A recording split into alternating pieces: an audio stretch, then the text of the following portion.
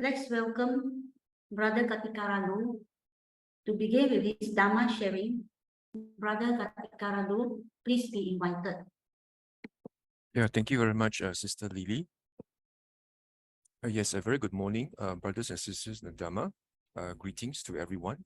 I'm indeed very happy this morning that I'm able to share the Dhamma with you again. Okay, so before we begin with today's Dhamma sharing, let us put our palms together in Anjali and pay our highest and deepest respect and homage, to the Buddha, the Blessed One, whom through his deep sacrifice and his great effort, he has rediscovered the path to liberation, and that has enabled us to practice the true Dhamma.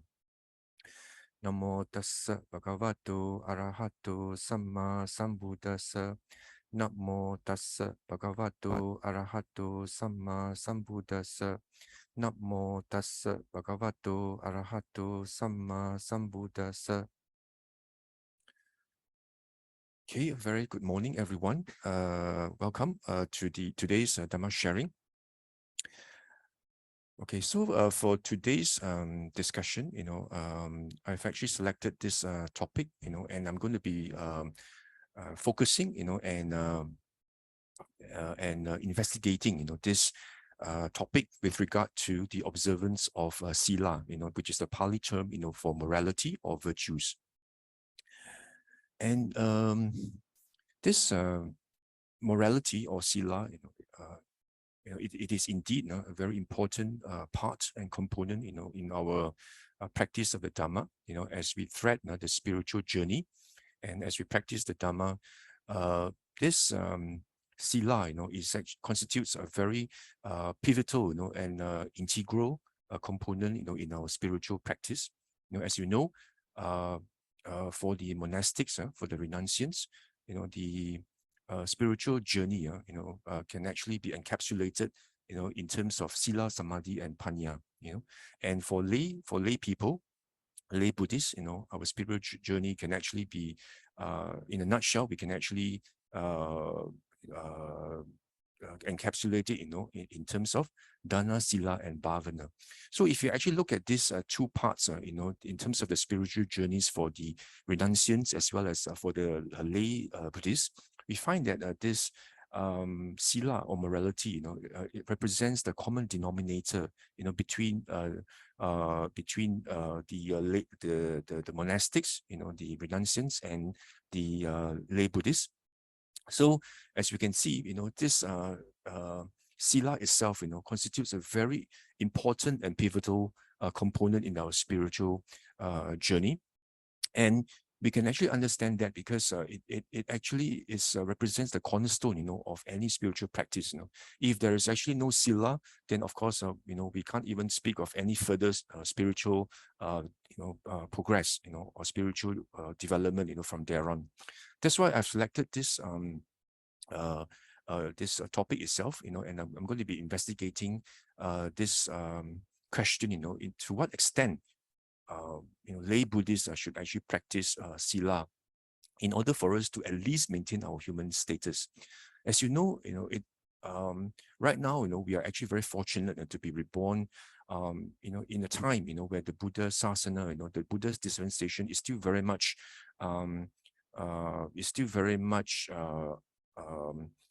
taught, by monastics. It's still very much,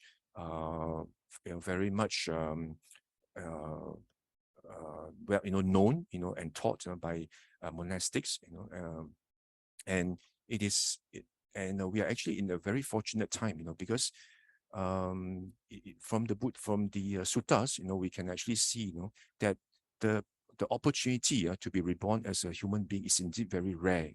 As you know, maybe perhaps from various Dhamma talks, you actually have heard, the similes are given by the Buddha, the Blessed One, in terms of how rare, the opportunity to be reborn as a human being. For example, the Buddha in this Shigala Sutta, the sutta about the whole, where the Buddha describes about this blind turtle, that is able to surface to the surface of this vast ocean. Only perhaps in 100 years, once in 100 years, is able to surface to the surface of the ocean, and the chance of this turtle being able to put his head around a yolk, a hole in the yolk, and that is actually the probability, the likelihood, of how one can be reborn as a human being. And we can also see from this Nakasita Sutta, this sutta about this fingernails, and this is actually from Samyutta Nikaya 20.2, and where the Buddha actually draws some amount of soil, in his fingernail, and he actually asked the monks, to compare between the soil in the fingernail and the great soil on earth, so which is more? And then, of course, the monks say, the great earth definitely is more compared to the little soil in in the Blessed One's fingernail. So the Buddha says, that is how it is, this is in terms of the soil in the fingernail actually it actually reflects the number of beings who are actually reborn as human beings as compared to the great this soil on earth where beings human beings upon passing away, they are reborn in other woeful planes. So the Buddha says the number of human beings who continue to be reborn as human beings, or perhaps go up to the heavenly realms, it is actually as little as the dust in the fingernails as compared to the the great mass of soil on earth, which is actually the number of human beings who actually upon passing away, they descend into the woeful planes. So in this sutta itself, both these suttas actually underscore the very rare opportunity as to how we can be reborn as human beings. So that's why we should actually take heed of what the Buddha has has actually emphasized again and again in the suttas, that we are indeed very fortunate to be reborn as human beings during this time, when the Buddha Sasana is still very much alive, and the Buddha's teachings are still very much accessible, even though the Buddha has actually passed into parinibbana, more than 2,500 years ago. We are still very fortunate that the true teachings in its pristine form are still able to be translated from generation to generation until today, as recorded in the suttas, and we are able to actually read the suttas as though the Buddha was actually beside us. So we should actually then take this this opportunity very carefully, and we should actually remind ourselves, that it is indeed a very rare opportunity, and we should take heed of the Buddha's advice, and practice the Dhamma, steadfastly, and assiduously as much as we can. So as human beings, we are actually at a very crossroad. If you're at a very important crossroad, if you actually look at it very, very logically and very carefully, we are now walking on a path where our path now forks into two directions. It's either the right path or the left path. At the crossroad, it forks out into two directions. On the right path, represents rebirth in the heavenly realms, or continue to be born as a human.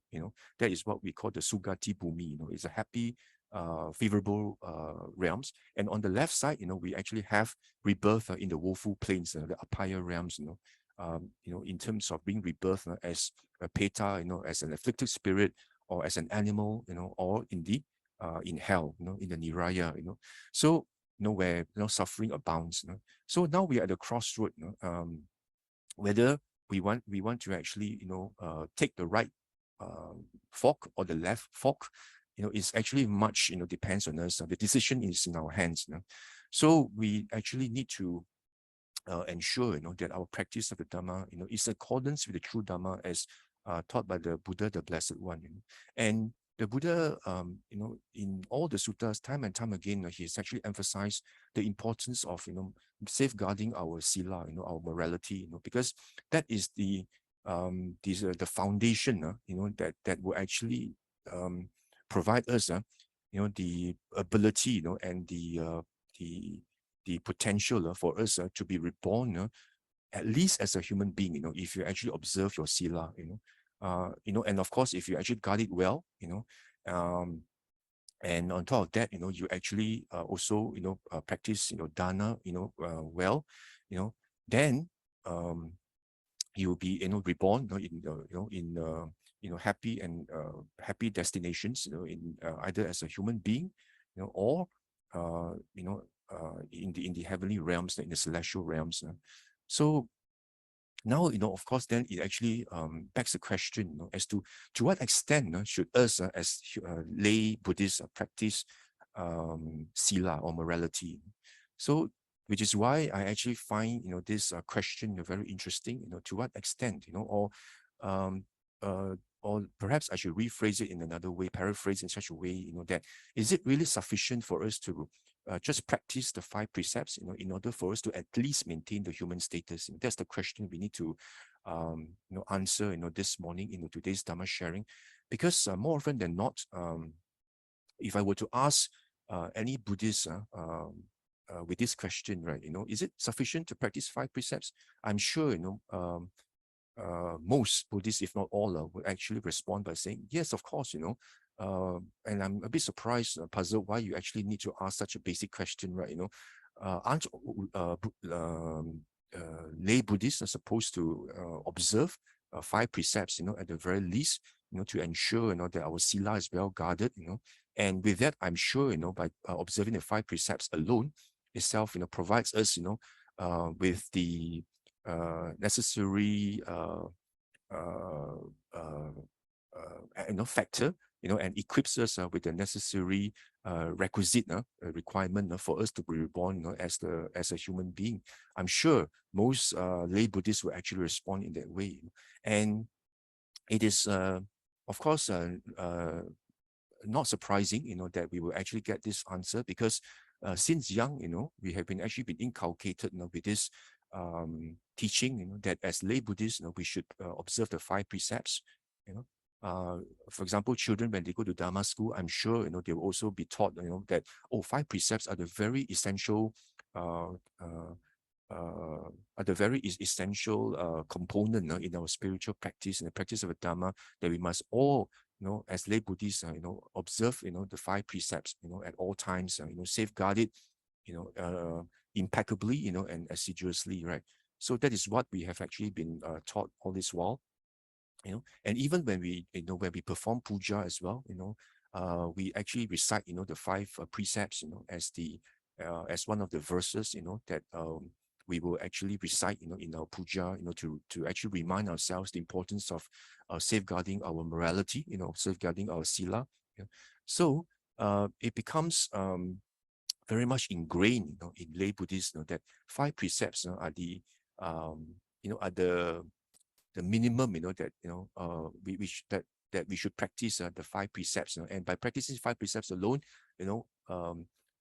we are actually we have actually practiced it well. If you practice it well, then we will be able to have the necessary we would actually have practiced it, the Dhamma, in a way that we'll be able to reborn in the happy destinations in the Sugati Bhumi, or at least as a human being, and we will not actually fall into the woeful plains.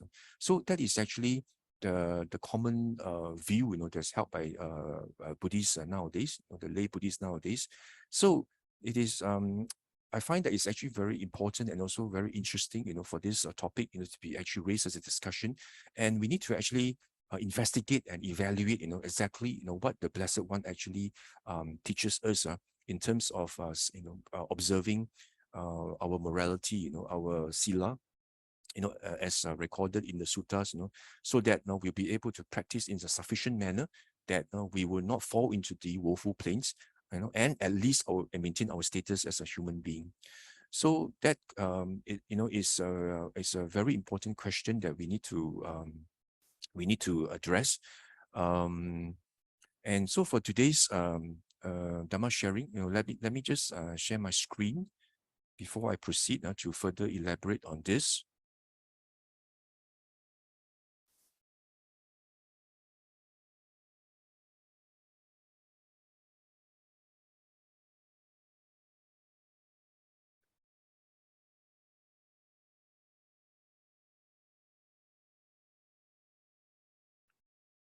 Okay.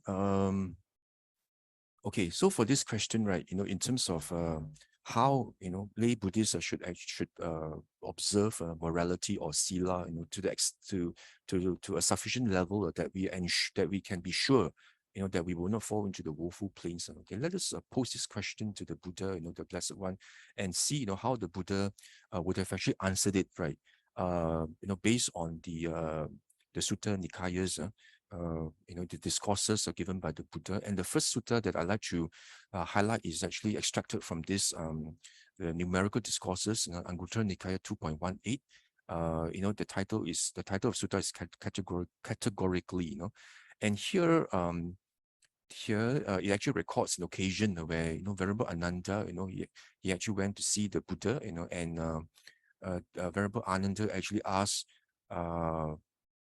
He actually had this conversation with the Blessed One, and the Buddha actually asked Venerable Ananda, he said, he actually made a statement. He said, I say categorically, Ananda, that bodily misconduct, verbal misconduct, and mental disconduct should not be done, And then, of course, Venerable Ananda said, what drawbacks can one expect, when doing what should not be done, And the Buddha actually then says, if one actually performs, misconduct, whether by body, by speech and by mind, there are these disadvantages and drawbacks, then one can expect, when doing, what should not be done. One can find fault oneself, observant people on close examination will criticize one. One will actually be criticized and be reprimanded by the wise because one does misconduct by body, speech and mind, and one's reputation gets spread out, that one does not observe the morality, and performs this misconduct, and one dies confused, and on the break of the body after death, one reappears in the plane of deprivation, in a bad destination and lower realms, in hell. So you see, from this sutta itself, the Buddha actually has emphasized, the importance of safeguarding, our morality, by exercising self-restraint, such that we do not perform, any misconduct, whether by body, speech, and mind, because if you do, then there are these disadvantages that one will actually reap from performing such unwholesome actions. One in the present life, one does not only get criticized, and reprimanded, the reputation, the bad reputation spreads, that one actually, has bad morality, and upon the dissolution, of the one's life, one actually dies or confused, and upon the breakup of the body, one reappears in the higher realm, in the woeful plains, in the lower realms, in hell.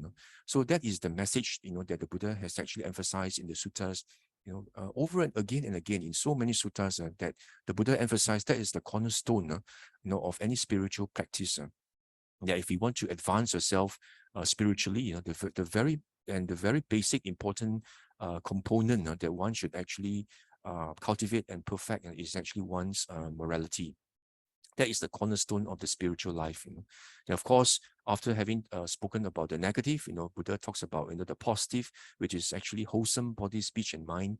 If you actually perform wholesome speech and mind, then the reward is that one gets praised. One doesn't find fault with oneself. One doesn't.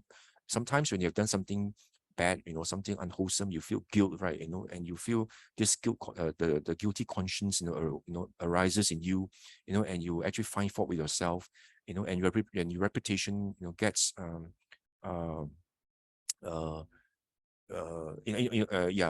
if you actually do this wholesome actions, your good reputation gets spread out, and if you actually perform wholesome actions, then you don't find fault with yourself, and one actually dies unconfused, and upon breakup of the body after death, one reappears, in a good destination in the heavenly world.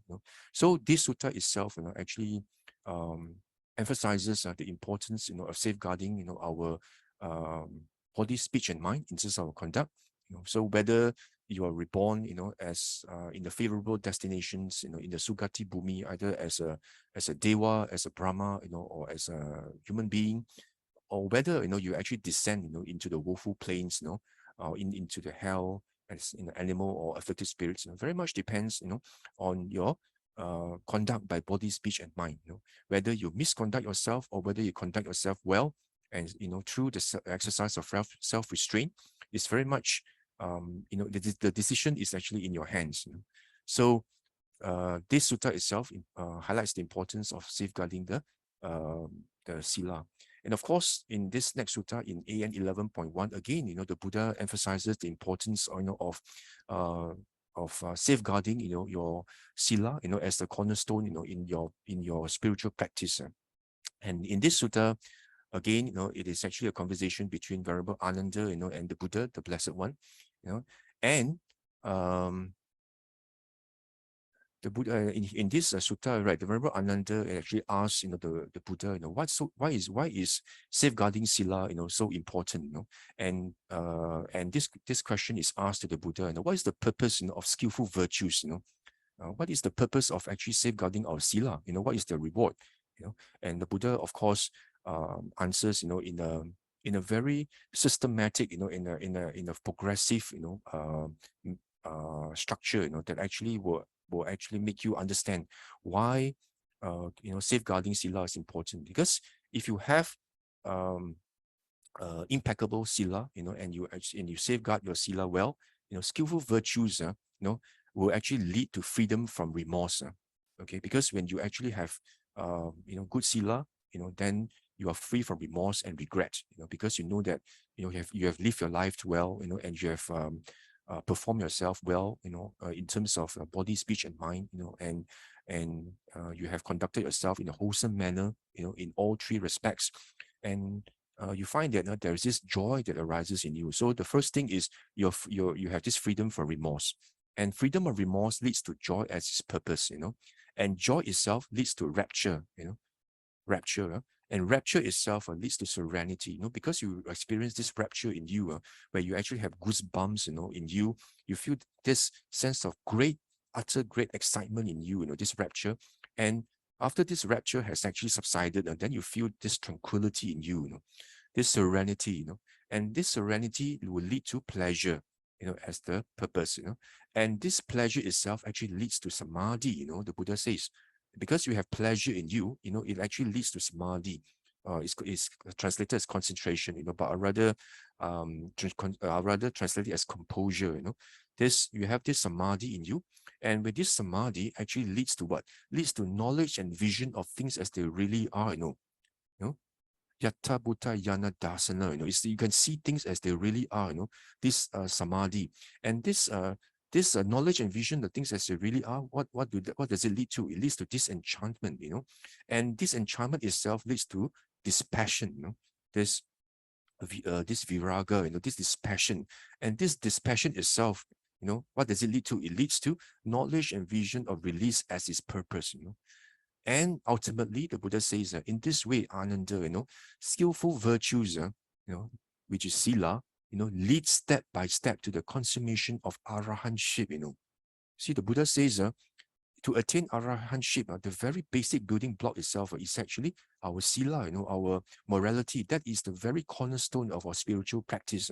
If you don't even have sila to begin with, then there's actually no spiritual practice to actually speak of. You can't even actually reach, a stream entry, to begin with, because you don't actually have, you're not actually impeccable, in your observance of the sila. You don't actually observe sila, which is actually dear to the noble ones. So because of that, you see, can you just see from the sutta itself, over and over again, the Buddha emphasized the very importance of observing our sila. So we should take heed that as lay people, in our practice of the Dhamma, we must always bear this in mind and be mindful, that sila itself is a very, very important component. Is in fact pivotal, and critical, in our practice of the Dhamma, and we must actually safeguard it assiduously at all times. Okay, and I shall discuss with you later on, as to how we can ensure that we practice our sila well.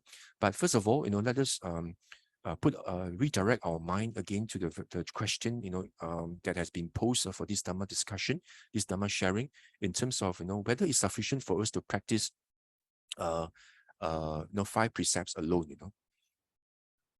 Okay, but here I've added another sutta here, which I've also covered last time. It is 𝓤𝓾𝓷𝓷𝓷 10.177 is about this sutta on 𝓤𝓷𝓲𝓪, sutta about this Brahmin, who actually had this conversation with the Buddha, in terms of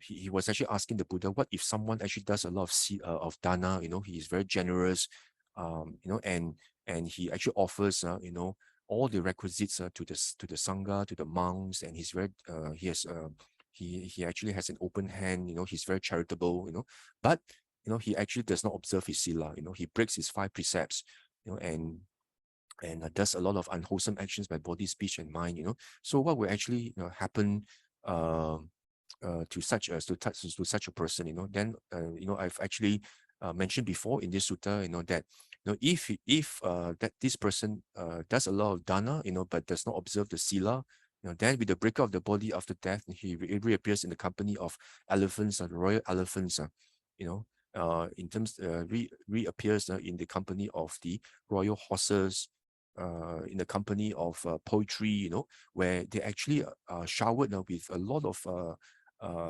luxuries, and a lot of good food, a very conducive place to stay in, and given, a very comfortable treatment, all because of the effects from the dana they have done.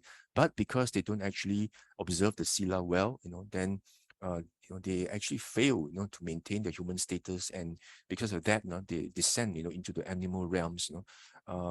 Whilst they are able to reap the effects from the good dana, by actually having royal treatments, from the palace, or perhaps as pet dogs and pet cats, in rich men households, where they're given really comfortable beds to stay in, and given showers with all the luxuries, but they are still animals, they are not they are not able to maintain their human status, and they actually become animals, and they are not able to practice the Dhamma, because they just don't have the ability to comprehend the Dhamma, So because of that, they lose the ability to practice the Dhamma, to at least reach stream entry. They actually lose the chance, because of that.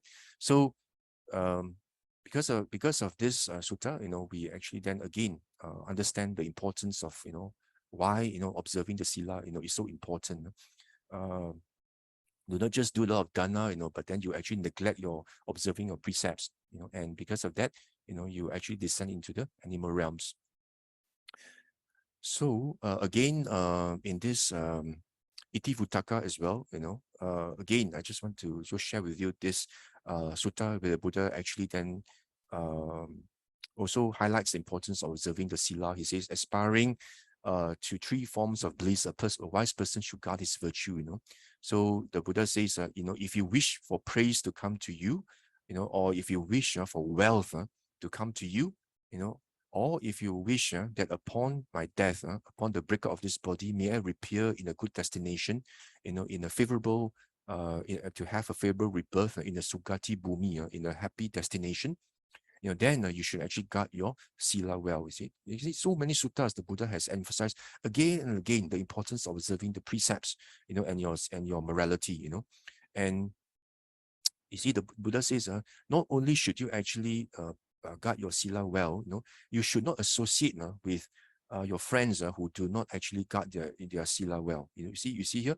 in the middle section here that I've highlighted in yellow. Even if you do no evil, okay, but seek out ones who does. You are suspected of evil. Your bad reputation grows. The sort of person you make a friend, the sort you seek out, that's the sort you yourself become, for your living together is of that sort.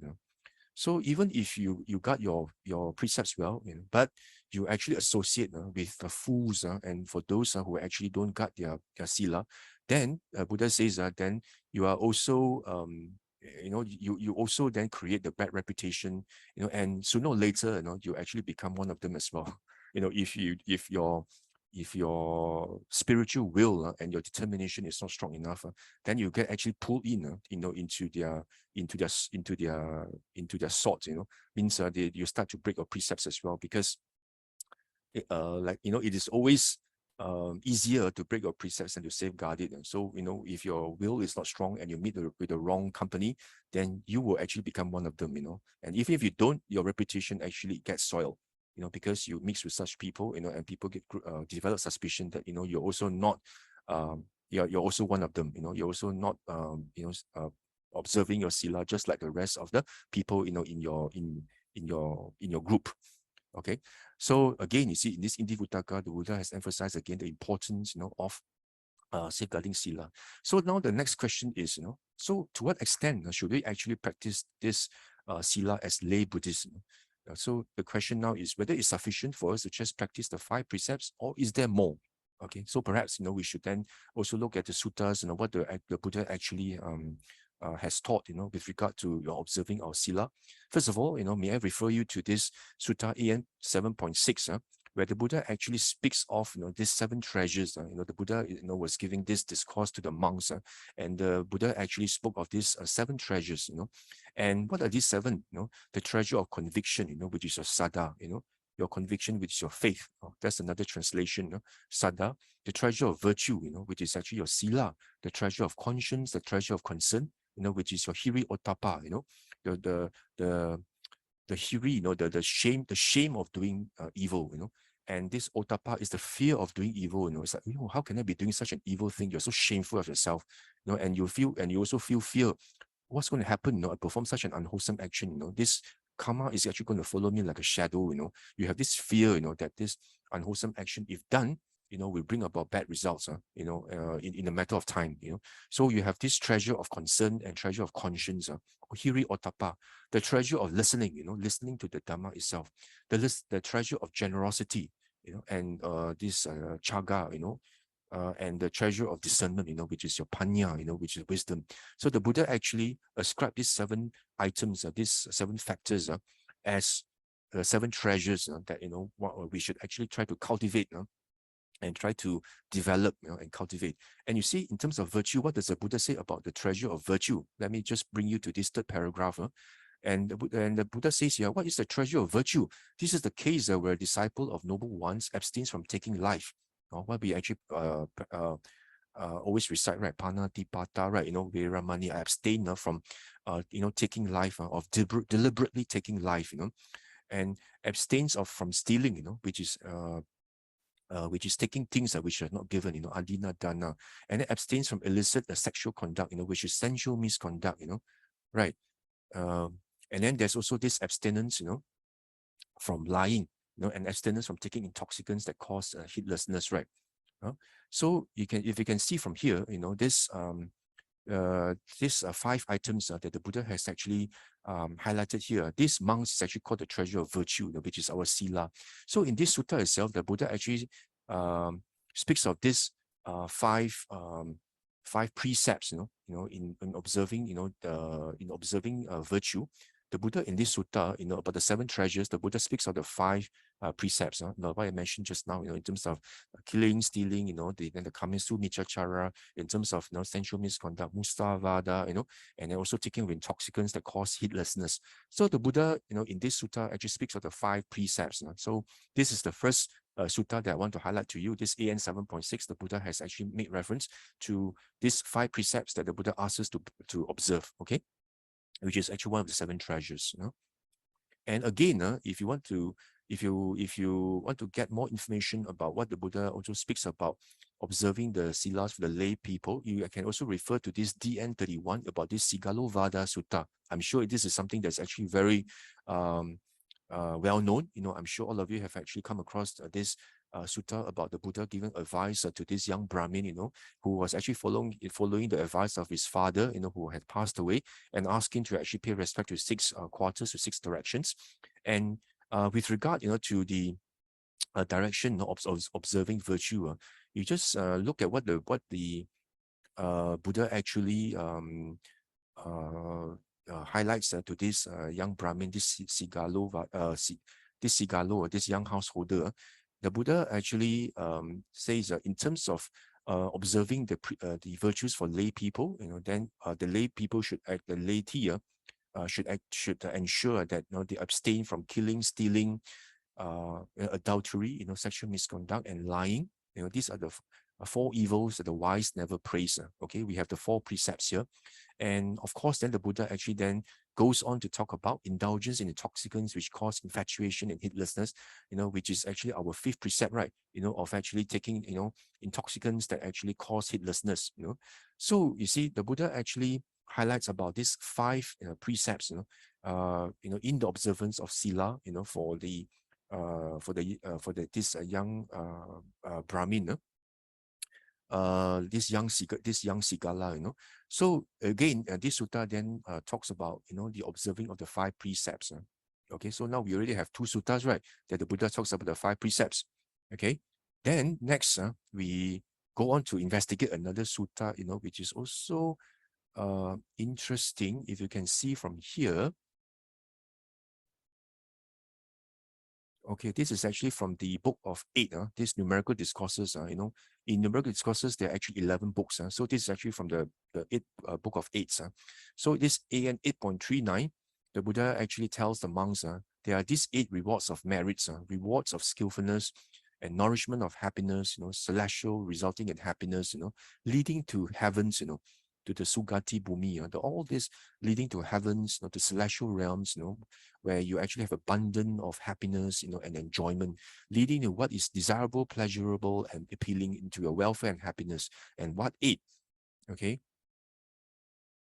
Okay, see the Buddha here. The Buddha says the first one is actually where the noble disciple has gone to the Buddha for refuge. Okay, and then has gone to the Dhamma for refuge. He has gone to the Buddha for refuge. Okay, and then he has gone to the Buddha for refuge here.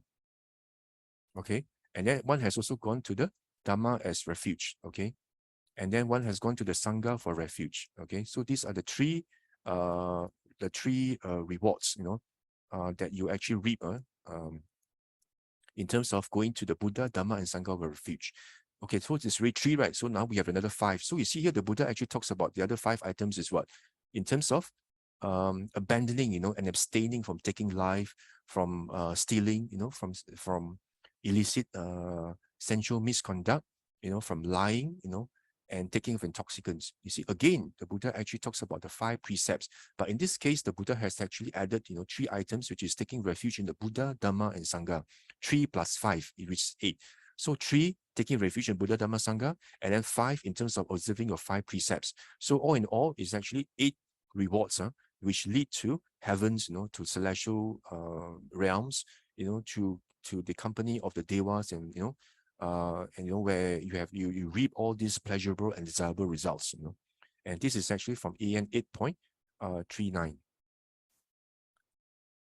Okay, then interestingly, this is 8.39, right? Then if you go to 8.40, there's this another sutta called the Vipaka results. Vipaka is a Pali term for results, right? The fruit, that you reap from the action that you've done. So that's why you have karma vipaka, right? So here in 8.40, in the AN 8.40, the Buddha speaks of this Vipaka sutta, So in this sutta itself, again, you can see from here, the Buddha actually talks about the effects, if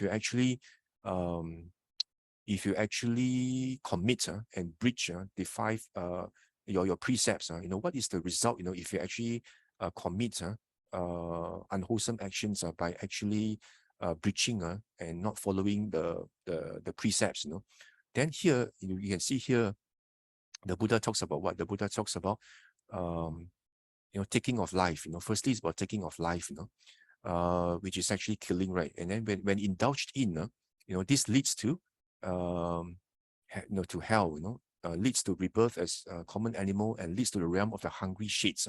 You see, so the Buddha again highlights, in this sutta, if you commit the taking of life, then this action itself will actually lead to the apaya realms, to the woeful plains, in the hell, as an animal realm, as well as in the peta realm, which is the hungry shades, the afflicted spirits.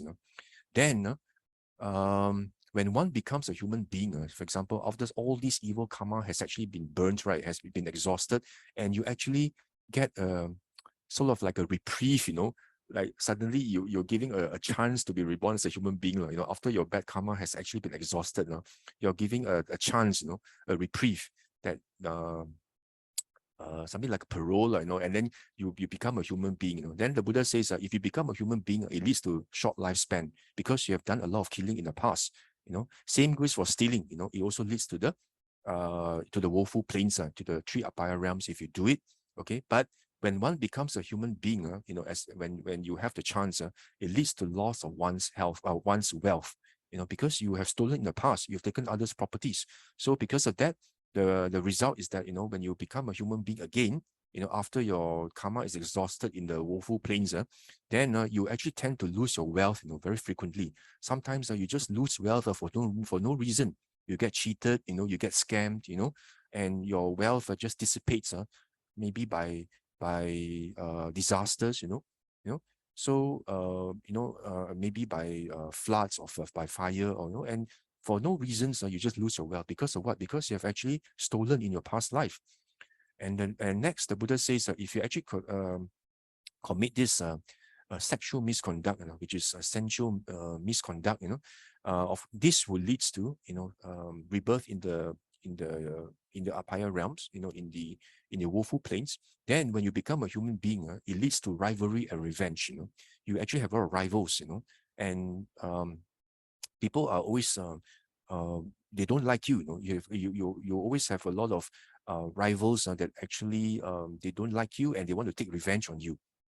Because of what? Because you have actually done a lot of this sexual misconduct.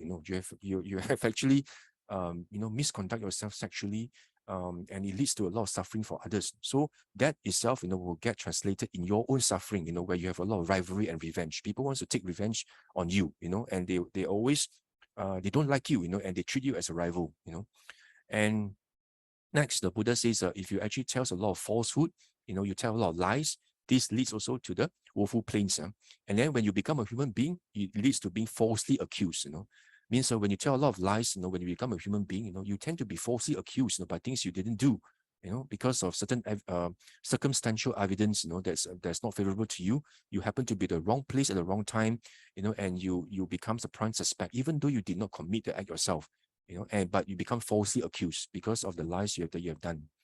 And then the Buddha says, you see, the Buddha here does not actually talk about just telling lies. The Buddha also talks about what? Divisive tale bearing, which is actually telling tales, and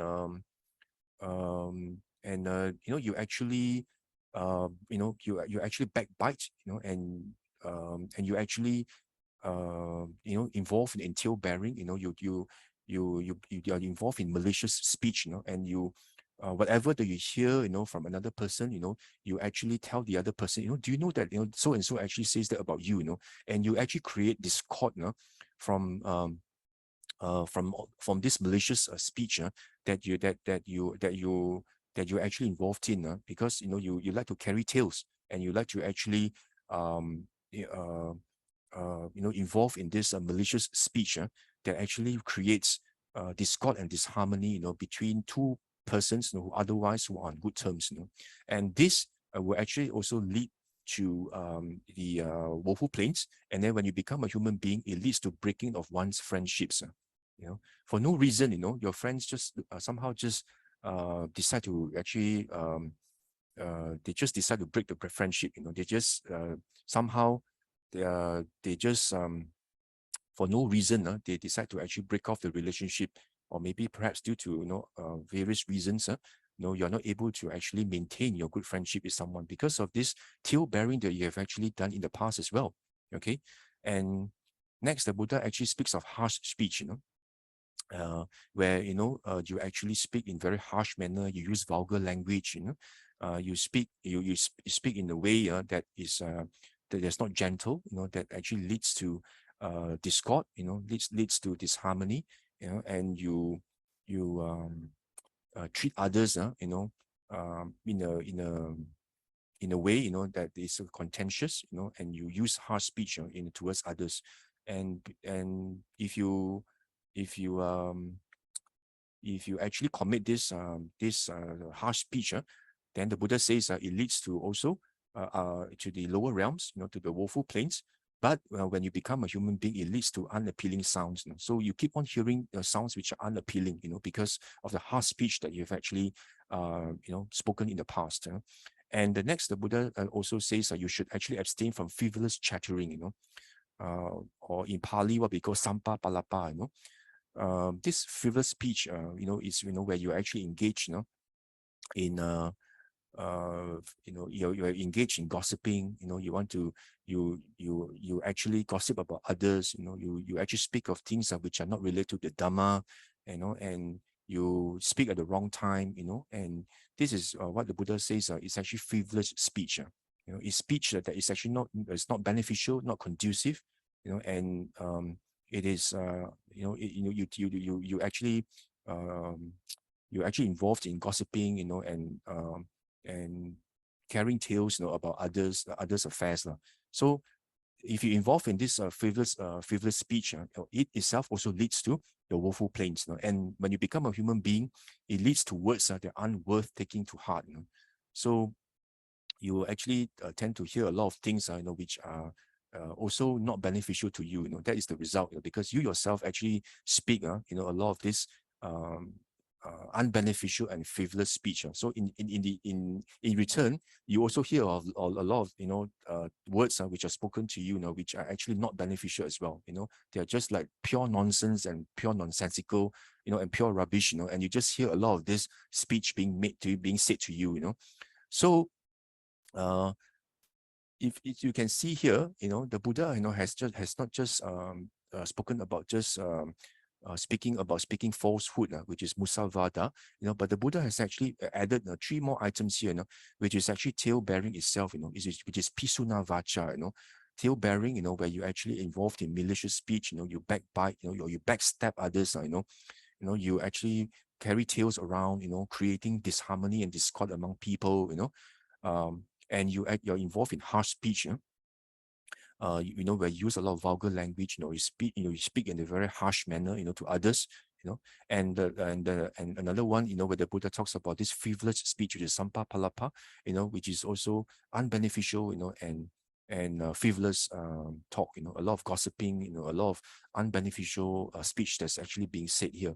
So the Buddha has added these 3 items here, in terms of speech as well. It's not just about speaking falsehood, but also 3 other items, in terms of pisunavacha, tale bearing, in terms of malicious speech, in terms of harsh speech, and also in terms of frivolous speech, unbeneficial speech. And of course, the Buddha then concludes it, by making reference to drinking of fermented and distilled liquor, which is taking of intoxicants.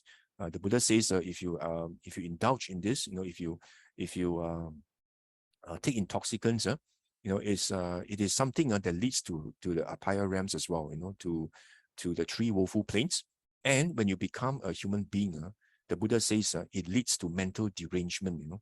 So if you have this inclination, and you like to drink a lot of intoxicants, so that is something that you should bear in mind, that if you do this, and if you break this precept, then it leads to woeful plains. Then once you get a reprieve and become a human being, then you tend to have mental illness, mental derangement.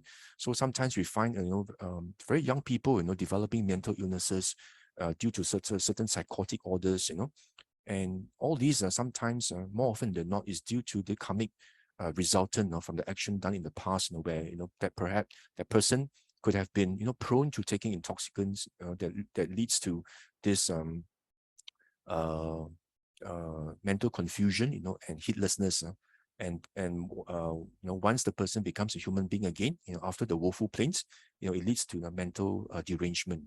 So you see, from this sutta is very interesting. From this AN 8.40, the Buddha does not just talk about the 5 precepts, which is actually taking of life, stealing, sensual misconduct, telling of lies, and taking of intoxicants. The Buddha has actually added 3 more items, under speech. Because speech is actually very important. Although the tongue is a very small organ in our body, right?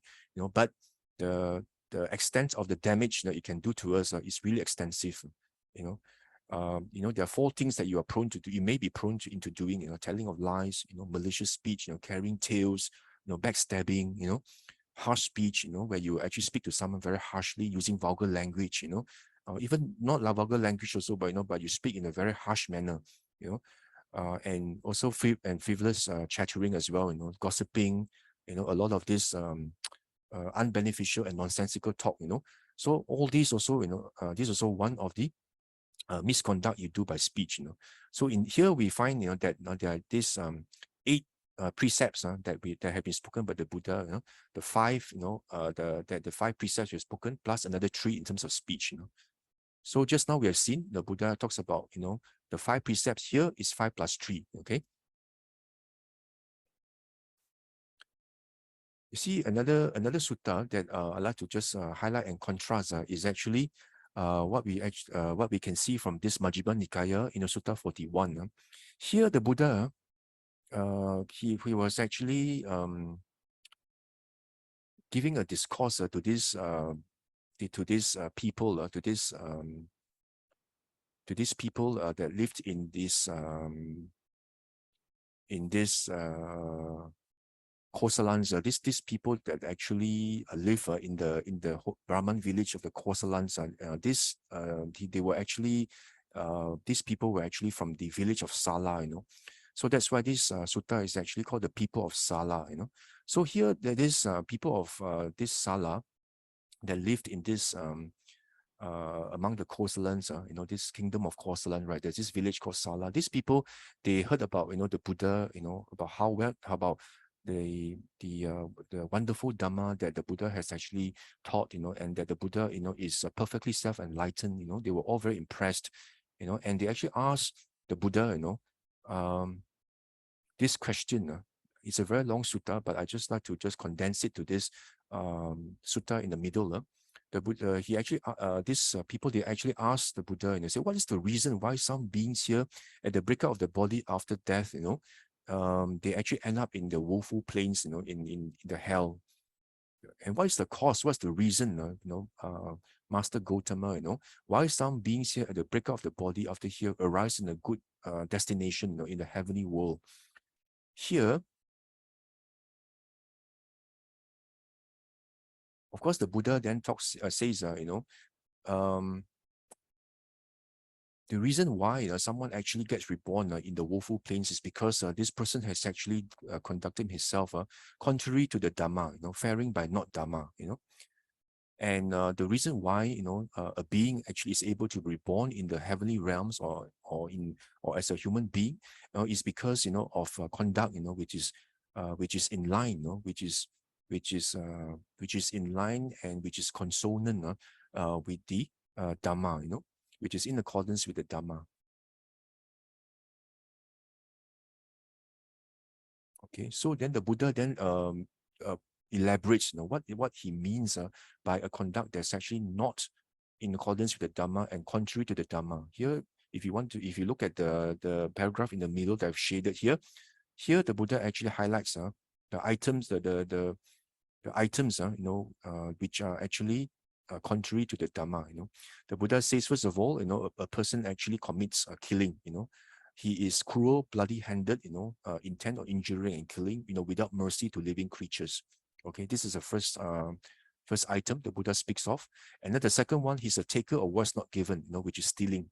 Thirdly, he says he's a wronggoer in regards to pleasure of the senses, which means a sensual misconduct. Okay, so here the Buddha elaborates what is sensual misconduct. He has intercourse with girls protected by mother, protected by father, protected by parents, by brother, by sister, by relations, who have a husband, whose use involves punishment, and even with those adorned with garlands of betrothal. So here the Buddha says if you're actually involved in this, then actually there's sensual misconduct. Okay, that is actually 3 misconduct by body. Okay, then the Buddha then goes on to actually talk about misconduct by speech. See here, just like what I mentioned just now, the Buddha talks about false speech, which is musavada. Okay, of course, the Buddha goes into very detail here. The Buddha says, when this person is asked to be a witness before a council or company, and he's actually or meet a royal family, when he goes to a court hearing, right, and when someone asks you, now, good man, say what you know, Although he does not know, he says, I know. Although And although he knows, he says, I do not know, you know. Although he has seen something, he says, although he has not seen something, he says, oh yeah, I saw. Although he has seen something, then he said, oh, I did not see, you know. So he actually commits false speech, you know.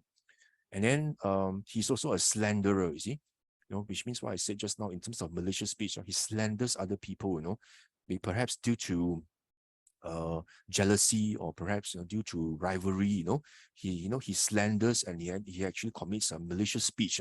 He goes around spreading, telling others, what he hears from someone. He actually tells the other person, oh, do you know that this person say this and so about you, you know, and then this person actually gets unhappy, you know, and and this creates discord and disharmony, and creates enemies between parties, you know, and he rejoices in discord, you know. He likes people to be to be quarreling, to be disharmony, you know. He finds happiness in doing that, you know.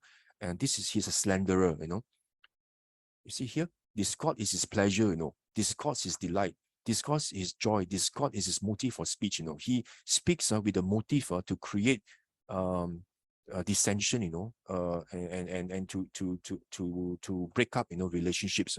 This is actually what this person does. You know, he's a slanderer, and he's of harsh speech. You know, whatever speech is rough, hard, severe, others abusive, bordering on wrath. He actually utters all these. You know, he actually speaks in very rough and hard manner. You know, he's very abusive of others. You know, scolding others abusively. You know, bordering on anger. You know, that's harsh speech. And then he's also a frivolous chatter who speaks at the wrong time, does not speak in accordance with the fact, you know, gossiping about others, you know, speaking things which are not, which are not Dhamma, you know. And then his speech is not worth treasuring, you know, is unbeneficial and, you know, nonsensical, you know, in a nutshell, it's nonsensical speech, you know. So the Buddha says, you know, misconduct is actually, you know, in terms of this 4 misconduct, you know, telling of lies, you know, slanderous speech, harsh speech, and also frivolous speech. You know. So here the Buddha has spoken about 4 misconduct by speech. So 3 plus 4, you know, 3 is by body, 4 is by speech. And here the Buddha actually goes on to talk about 3 other items, you know, that you know, if you actually do these 3 other items, you know, then you actually create the potential to actually fall into the woeful plains. What are these 3? These 3 items are actually 3 misconduct by mind. Okay. Here, the first thing the Buddha says, someone is covetous, you know. You know, when he covets what is the property of another's, means he is actually, he has got this greed, and he covets the properties belonging to another person, you know. He says, he covets the property of another, thinking, oh, you know, that is that what is another's might be mine. Okay, he is malevolent in mind, corrupt in thought and purpose, which means in his mind he actually schemes, he actually covets the properties of another. Maybe he actually schemes to try to you know, get the wealth of someone, you know. Like he looks at the wealth or the properties of another person and says, oh, let me get my hands on those properties. Or it could be another person's spouse or wife, you know. Oh, you know, let me get my hands on another person's wife, you know. So he covets the property of another, you know. So that is what we call covetousness, you know? And this is the kind of extent of the unwholesomeness that leads to the woeful plains, because of the evilness involved, you know. You try to covet and try to get hold of another person's property, you know. It's not as though you look at somebody's property and perhaps you say, oh, no, may one day may I be able to get that as well. And then you work hard towards it and you try to get the wealth to amass the ability to get another property. That is different, you know. This is actually looking at trying to get another person's property, you know, and you try to get your hands on the properties, you know, by scheming and by trying various ways to get your hands on them. And then another one is actually ill will. The Buddha says, if you actually have this ill will and anger, and you actually think in this manner, you know, let these beings be killed or slaughtered or annihilated or destroyed, you know, and may they not exist at all, you know. So here the Buddha says it's not just the normal anger or displeasure that you find, you know, but this anger is in such a way that you actually hope for someone to actually disappear, you know, be killed, you know.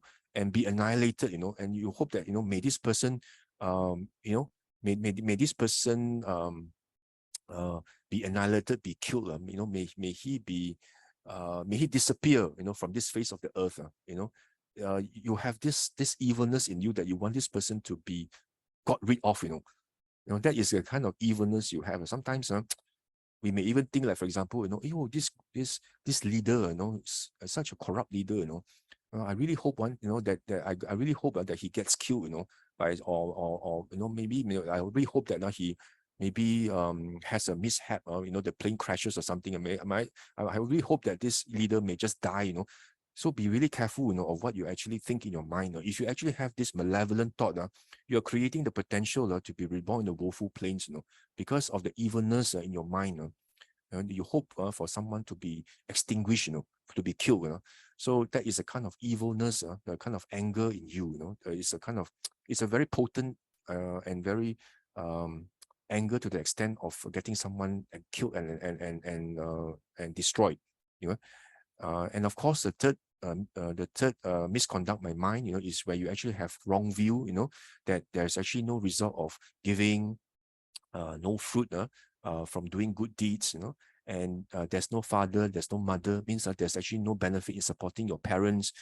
There's no spontaneous beings that actually get reborn, as maybe as devas, where they have spontaneous birth, or in the hell beings, or as petas, all these actually go through spontaneous rebirth, and you don't believe in all this, and you don't believe in rebirth, and you don't believe they're actually renunciants and ascetics, who have actually they actually practice well, and they realize, the true knowledge, you don't believe in all this, so when you hold such views, then it's also, wrong view, Micha Diti, So here the Buddha actually talks about 3 misconduct by mind that will lead you to the woeful plains. Okay. So here we actually see that we actually have 3 misconduct by body, 4 misconduct by speech, and 3 misconduct by mind. So we actually have 3, 4, and 3. Okay. So so here, we find that the Buddha actually highlights about these 10 unwholesome actions, and the Buddha says that if you commit these 10 unwholesome actions, then you create the potential, to be reborn in the woeful plains. Again, in this Majjhima Nikaya 42, the Buddha also speaks of the same discourse as well, to the people of Varanja, and at that time the Buddha also was staying near Savatthi, under Pentika's monastery, and at that time, this Brahmin households of Varanja, actually came to Savatthi on some business, and they actually then also asked the Buddha the same question as well, in terms of why some beings actually, descend into the woeful plains, and why some actually get reborn, in the happy destinations. And the Buddha again, speaks of these 10 unwholesome actions, which is the 10 𝓷𝓲𝓷𝓷, the 10 unwholesome actions that you should not perform these 10 unwholesome actions. Otherwise, you are creating the potential to be reborn in the woeful plains. See, here I've actually extracted a few suttas, but if you want to read the Pali canon, the Sutta Nikayas, you find that in many suttas, the Buddha talks about these 10 unwholesome actions, over and over again, that we should actually take great heed on these 10 unwholesome actions very, very carefully. It's not just something that was added to the suttas, by authors in a later time, because it happens too many times in the suttas for us to actually disregard this. For example, in this Majjhima Nikaya 73, in this discourse to Vacchagotta, this wanderer, this Vacchagotta, again, the Buddha actually speaks about these 10 unwholesome actions as well. If you actually go through this, right, it's a fairly long sutta, but if you look at this, see, the Buddha actually talks about what? The restraint from killing, restraint from taking what's not given, restraint from sensual misconduct, lying, slanderous speech, okay, harsh speech, frivolous chatter, covetousness. You can look at the cursor here, covetousness, and then malevolence, which means the ill will to hope someone will die or will be killed or will be extinguished. And you actually have this wrong view as well, that you don't believe there's rebirth or results from giving, from supporting parents, from good practicing renunciants. There are actually such renunciants around. You hold wrong views about such matters, and you hold tenaciously to these wrong views, and because of this, if you perform these 10 unwholesome actions, then the Buddha says, then you are creating the potential. It's as good as you being cast to the woeful plains. These 10 unwholesome actions. See, even the Buddha also spoke to this wanderer Vacchakotta about this 10 unwholesome actions. See, the Buddha not only he taught the lay people, in Sala, and also this Varanja, right, about these 10 unwholesome actions. Even the wanderers as well, the Buddha also spoke about these 10 unwholesome actions. Again, not only the Buddha, spoke of these 10 unwholesome actions, even the Buddha's disciple, also spoke about these 10 unwholesome actions. You see here from this Majjhima Nikaya 84, if you read this sutta, he says, thus have I heard at one time this Bhante Kachana, the great, was staying near Madura, in the Gunda Grove in Avantiputta, in Gunda Grove. This Avantiputta was actually the king of the Madura, this the kingdom of Madura. This king would call Avantiputta. He actually heard about this Bhante Kachana, and a great reputation about this Bhante Kachana. And you see here this sutta, right? When you see that when the sutta starts by actually describing where a disciple was staying, this means that the Buddha has actually passed into Paranibbana already. Otherwise, in any suttas, normally when the Buddha was still alive, right, the sutta will actually start by saying where the Buddha was, in Savatthi, or in the squirrels feeding ground, normally the sutta will actually start by describing where the Buddha was, when the Buddha was alive. But because this sutta actually started by describing where the Buddha's disciple was, this happened after the Buddha had passed into Paranibbana. And again, this king asked this Bhante Kachana, he says, actually, this sutta actually is quite a long sutta, but in essence, this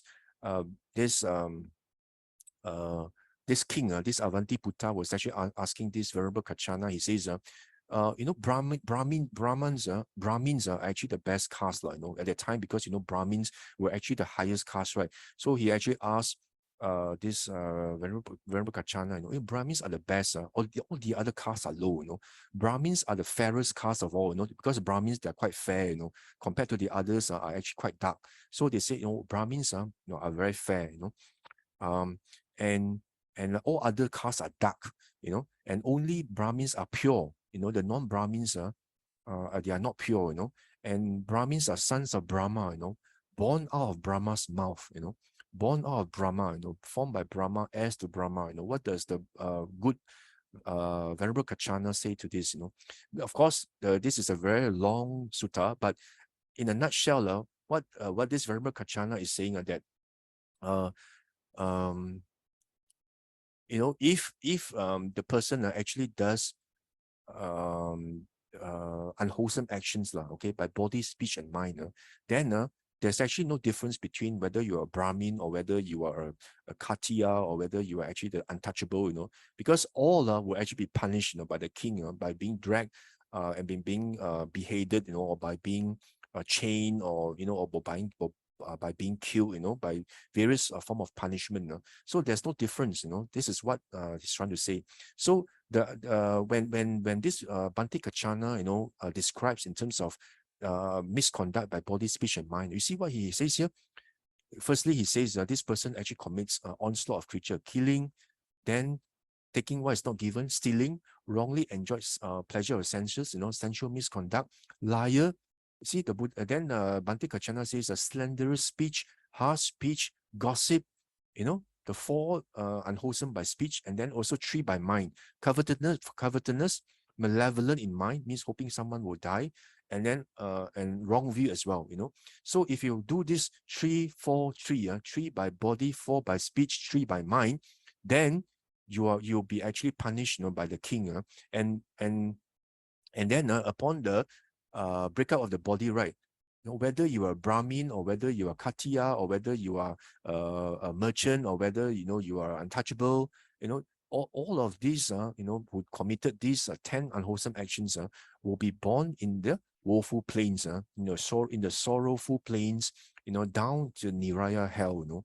So you see, what Bhante Kachana is saying, it doesn't matter which caste you are in, you know, if you do perform any of these 10 unwholesome actions, then, you know, you not only you'll be punished, you know, by king, you know, in this present life, but upon, you know, the breakup of your body, you'll be actually also then end up, you know, in the woeful plains. So again, here the Buddha actually talks about the 10 unwholesome actions. Again, you know, in this SN 42.8 as well, I will not elaborate more on this. You know, you can actually refer this yourself. You know, this is a sutta, you know, where the Buddha actually you know, he actually tries to explain that the teaching of other sects, like for example the Niganta Nagaputta, you know, when Niganta Nataputta, you know, when what he teaches in terms of observing sila, you know, is different, you know, from what the Buddha actually taught about observing sila. You know, this Niganta Nataputta says, you know, if you commit any of the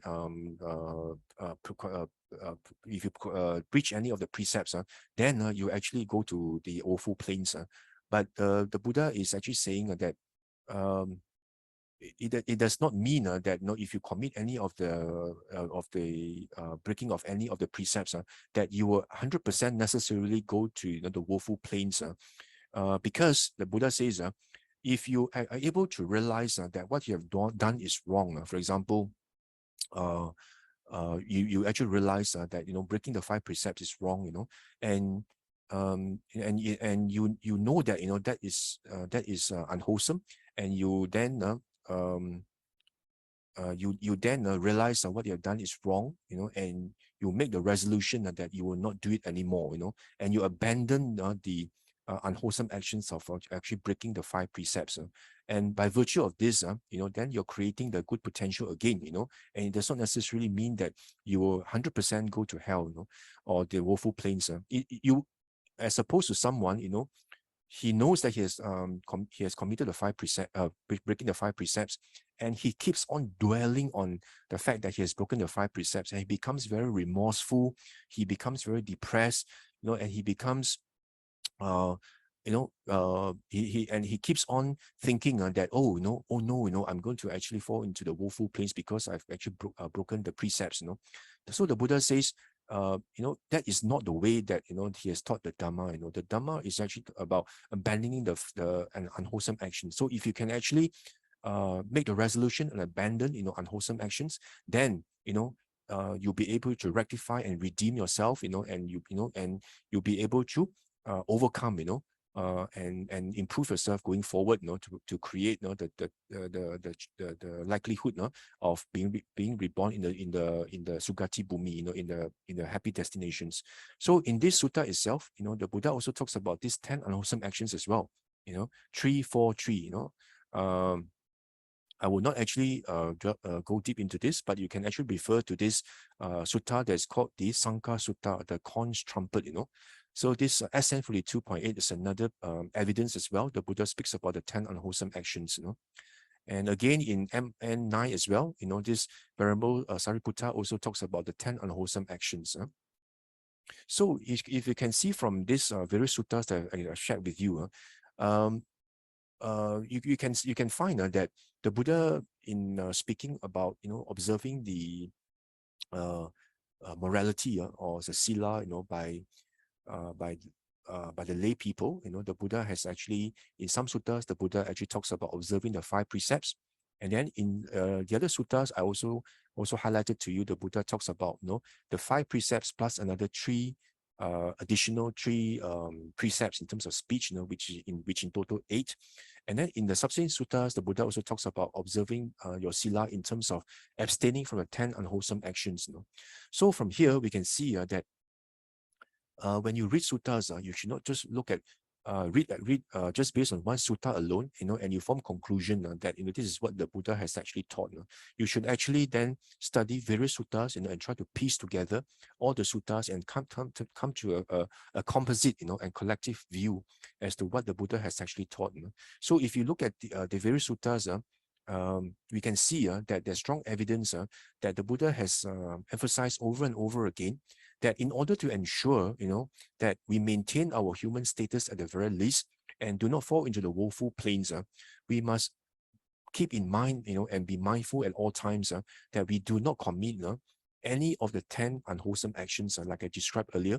3, by way of body, killing, stealing, sensual misconduct. 4, by speech, in terms of lying, in terms of slanderous or malicious speech, in terms of harsh speech, and in terms of frivolous talk, in terms of gossiping, in terms of nonsensical speech, and also in terms of 3 actions by mind, which is covetousness, you covet others people's properties, and in terms of malevolence, the ill will that you want some people extinguish, and also in terms of wrong view, you have whole wrong views about what the Buddha actually taught, and you do not you hold to these wrong views very tenaciously, and because of this, of 10 unwholesome actions, the Buddha says that you are creating the strong likelihood of being reborn in the woeful planes. So we should actually take heed that in our practice of sila in itself, of course, the 5 precepts are essential. This is actually what we recite, every day, to actually strengthen our resolution, to safeguard our sila. We recite our 5 precepts, every morning, and to safeguard 5 precepts. But at the same time, we must also take heed of the Buddha's advice, in the 𝓷𝓾𝓷𝓷 Sutta, in the sutta about the 𝓤𝓷𝓲𝓷𝓷 Sutta, and the other suttas, all the various suttas, the Madura, about this king in Madura, the Madura kingdom, all these suttas actually tell us that the Buddha has emphasized over and over again. These are not just the suttas that in the Pali canon. So many suttas that that I just extracted only a few. That the Buddha has emphasized about these 10 unwholesome actions. So in addition to the 5 precepts, also ensure that you safeguard your 10 safeguard and abstain from the 10 unwholesome actions, or try your best to abandon, to avoid these 10 unwholesome actions to the best ability that you can. Also always keep in the back of your mind, these 10 unwholesome actions should not be committed. So with this we find that we must, as lay Buddhists, we must observe the 5 precepts, and also in addition the 10 unwholesome actions, to so that we actually practice in a sufficient manner to ensure that we can at least maintain our human status, and not descend into the woeful planes in our next life. And as I mentioned, keeping the sila is very important, but in order for us to safeguard our sila, it is very important, that we actually safeguard our mind. We watch our mind at all times, in terms of the sankhara, the intentions that arise in us. Because how well we safeguard our sila, is not just about bodily actions, but it has a lot to do, with our mind. We need to watch our mind. Every single intention or sankhara that arises in your mind, you must be able to catch it, to safeguard your mind. It's just like what the Buddha mentions in AN 3.105, the Kutta Sutta, right? It's about this roof that's not properly attached. If the roof is not properly attached, then the rain, will seep in, and because of that, the beams and the walls will get wet and soggy as well. So it's the same thing, if your mind is not safeguarded, then your actions by body, speech, and mind will actually be unwholesome and soiled, because you don't safeguard your mind, you don't watch your mind. Okay, and how do you then safeguard your mind? Like I always mention, you must keep your mindfulness, maintain your sati, in your 6 sense doors. That's very, very important. But of course, you always start with the 5 sense doors first. Keep your sati, in terms of your eyes, your eye base, your nose base, your ear base, your tongue base, your body base, and also your mind base. So you first of all, you maintain your mindfulness in the five sense doors, and once you become anchored, in the five sense doors, then you're able to actually see what actually happens in your mind, because you are not anchored in the present moment, right? And you'll be able to see, whether any loba, dosa, moha, arises in your mind. You watch your mind, is there any defilement that arises in you or not? Or if there is any defilement, for example, you get greedy, you get lustful, you get angry, just note, that this has arisen, and also watch, the intention that arises in you, what is it that you intend to do? Do you intend to lash back? Do you intend to actually scold back, using abusive words? Do you intend to actually do something that's unwholesome? So you must always maintain this, and see how your mind reacts to it, and also see, how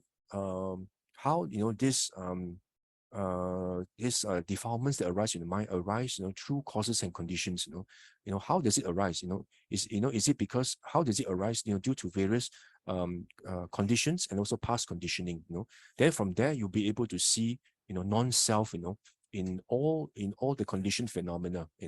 So that's why I've actually covered this before, MN 148, in the Chachaka Sutta, the sixth sense of six, the Buddha talks about, the importance, of maintaining your mindfulness in the sixth sense doors, and once you actually are anchored in your sixth sense doors and you actually try to see what happens in your mind and how things that arise in your mind, arise through causes and conditions, then you'll be able to also investigate, your five aggregates and how they arise, through causes and conditions, and from there you'll be able to see the non-self nature of your five aggregates and also they're empty. Okay, and then you'll be able to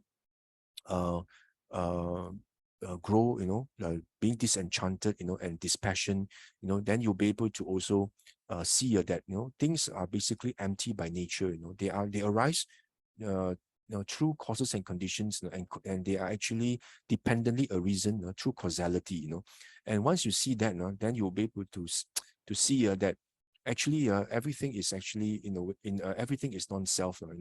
And you'll be able to see that that there is actually no identity view. No Sakaya Ditti, and then your faith in the Buddha becomes very strong, and it becomes unwavering, and there's confirmed, verified faith in the Buddha, Dhamma, Sangha, and because of this, you'll be able to attain stream entry, because of that.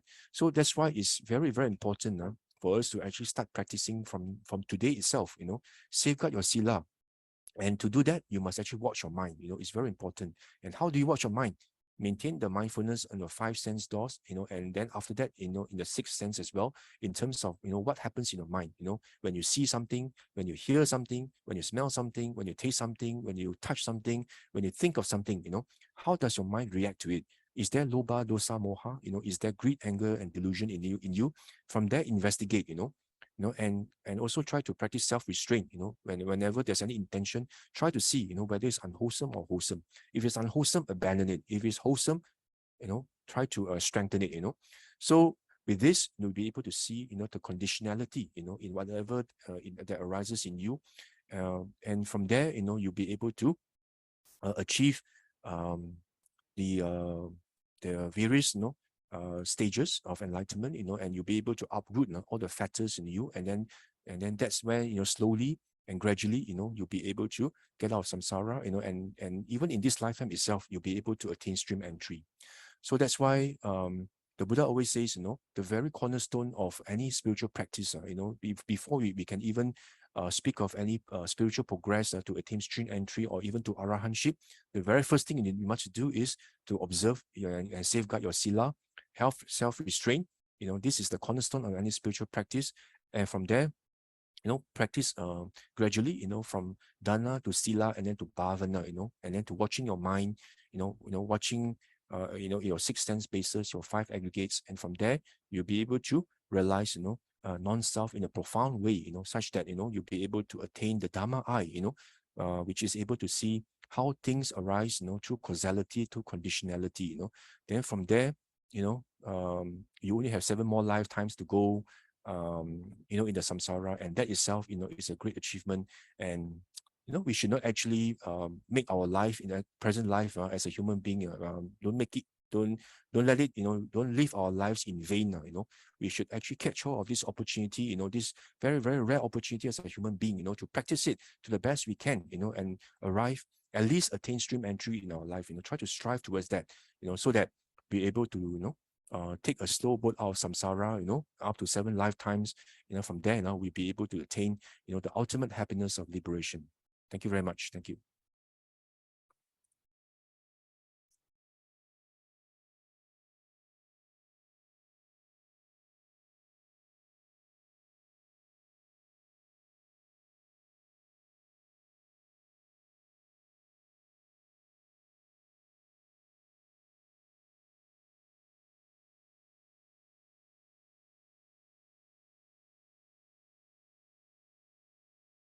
I try to share.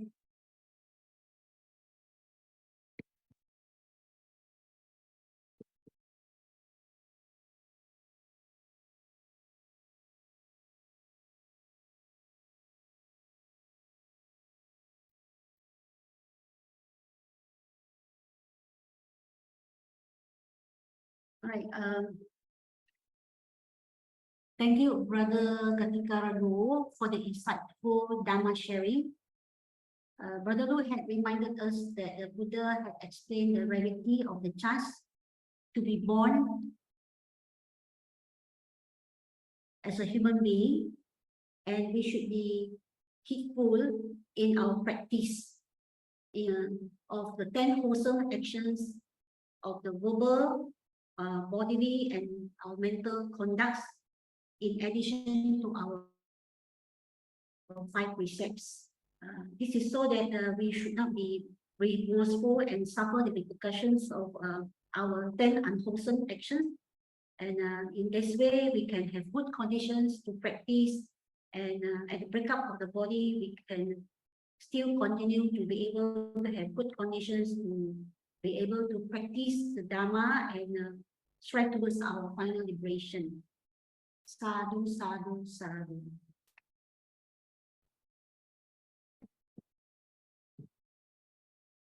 Dear brothers and sisters, we have spent about 1 hour and 46 minutes reflecting on the Buddha's words, keeping our thoughts focused and wholesome throughout this period, and thus accrued abundance of merits. Therefore, let's dedicate the merits accrued to our guardian devas, nagas, spirits, and all beings, including our departed relatives. May they rejoice in the merits and continue to shower us with our family with blessings, at the same time protect all of us from all dangers and sickness. May we be blessed with wisdom to walk the path and eventually attain the final liberation, Nibbana. Over to you, Sister Doris. Thank you, Sister Lily. Akka satta ca bummatta deva naga mahiddika punyantang anumoditwa 𝓟𝓾𝓷𝓷 lokasasanang etthavata ca amhehi sambatang punya sampadang sabbe deva sabbe bhuta sabbe satta anumodantu sabba sampatti siddhya. Idang me nyatinang hotu sukita hontu nyatayo. Idang me nyatinang hotu sukita hontu nyatayo. Idang me nyatinang hotu sukita hontu nyatayo. Imina punya kammena mame bala samagamo satang samagamo hotu ya vanibbana pattiya. Sadhu, sadhu, sadhu. Thank you, everyone. Hopefully, we will see you again next week for our next Sunday Pūjā. Sadhu, sadhu, sadhu.